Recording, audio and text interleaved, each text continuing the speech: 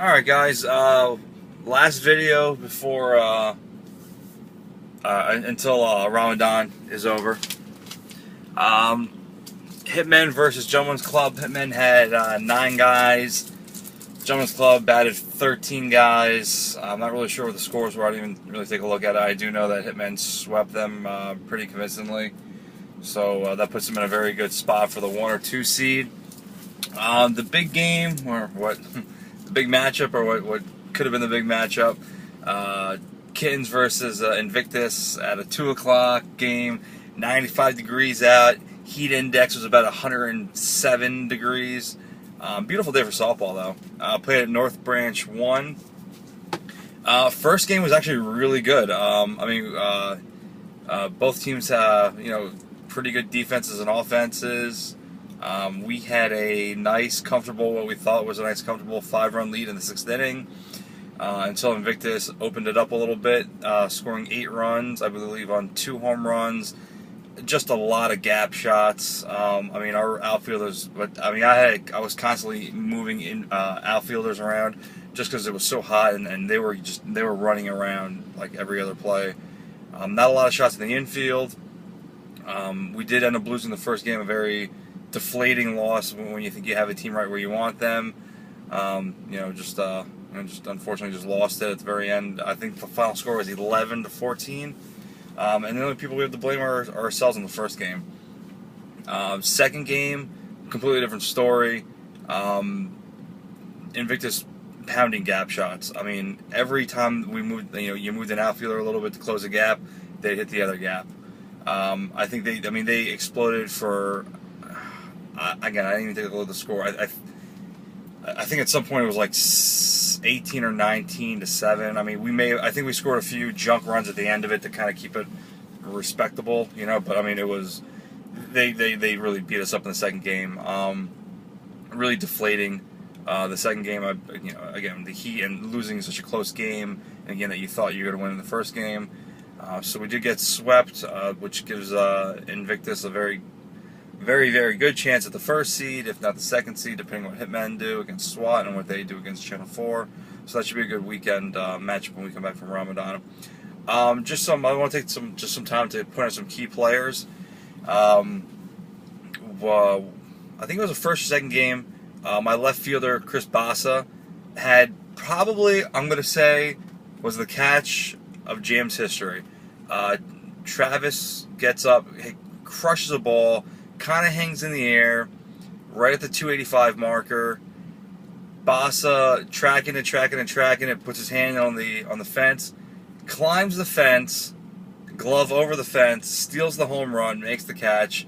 To a standing ovation. Even Invictus players were saying how great of a catch that was. So that was a really good play. On Invictus' side, Gio, I think, had 3 outfield assists.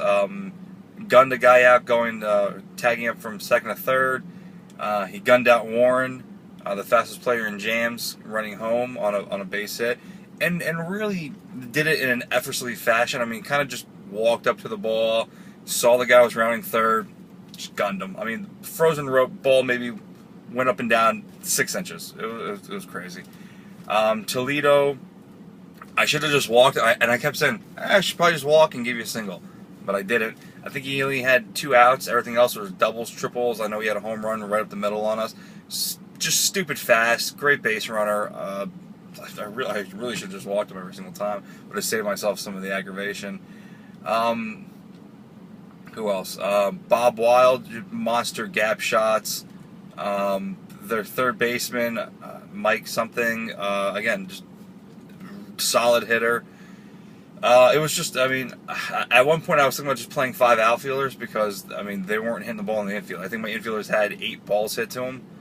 I think that might be something we would have to do against them on a playoff game, maybe.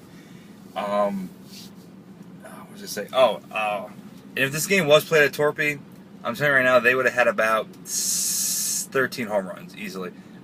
They were hitting balls off the wall, hitting balls to the warning track. If this game was played at Torpy, it would have been a much higher scoring game. And I think the league, I was even talking to Habib about that. I go, wasn't the first game a lot better? A nice close game, a well played game. Actually, softball had to be played to win the game. And if that game was played at Torpy, I'm telling you, it would have been a 23-11 game, just because they would have had just home run shot after home run shot. I'm going to say it now, I'm going to say it again. Torpy should not be used in a championship game. You have to play the game at North Branch 1. It's much more fair. It gives every team a chance. It's not just a team where who can hit the ball the furthest. It actually came down to which team could outplay the other team. And Invictus still did that. But I'm just saying, it's more of a level playing field.